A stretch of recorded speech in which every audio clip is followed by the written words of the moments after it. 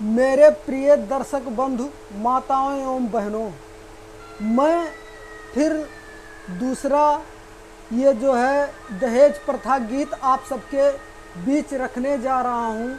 इसे अपने जीवन में उतारने की कोशिश करना, ध्यान देना और राम सुरेश मौर्य और विजय भाई के सर पे अपना हाथ रखना तथा आशीर्वाद देना। जय भगवान। कहवा तू छुप गई लाए कन्हैया,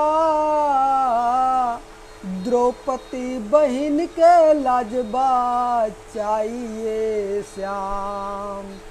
कहवा तू छुप गई लाए कन्हैया, द्रौपदी बहन के लाजबा चाहिए श्याम।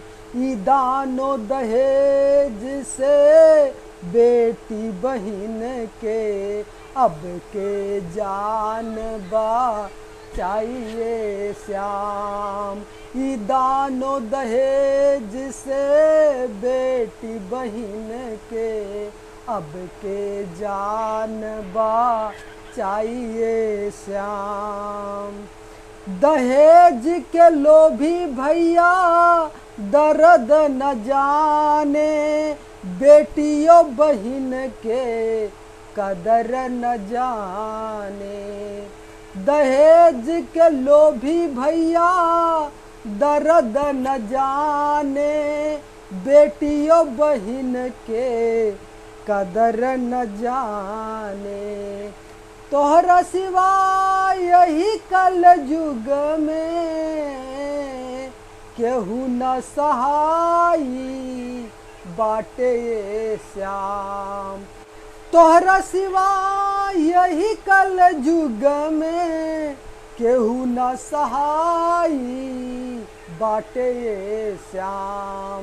ई दानो दहेज से बेटी बहन के, ई दानो दहेज से बेटी बहन के अब के लाजबा चाहिए श्याम। ई दानो दहेज से बेटी बहन के अब के जानबा चाहिए श्याम। बेल्डर बजरंगी यह समझावे, राम सुरेश विजय समझ न पावे। बेल्डर बजरंगी यह समझावे, राम सुरेश विजय समझ न पावे। नरसिंह भाई कर ले जतनवा, नरसिंह भाई कर ले जतनवा। ये दानो दहेज के मिटाइए श्याम। अरे ई दानो दहेज से बेटी बहन के, ई दानो दहेज से बेटी बहन के अब के लाजबा चाहिए श्याम। ई दानो दहेज से बेटी बहन के अब के लाजबा चाहिए श्याम। कहवा तू छुप गई लाए कन्हैया, द्रौपदी बहन के लाजबा चाहिए श्याम। ई दानो दहेज से बेटी बहन के अब के जानबा चाहिए श्याम।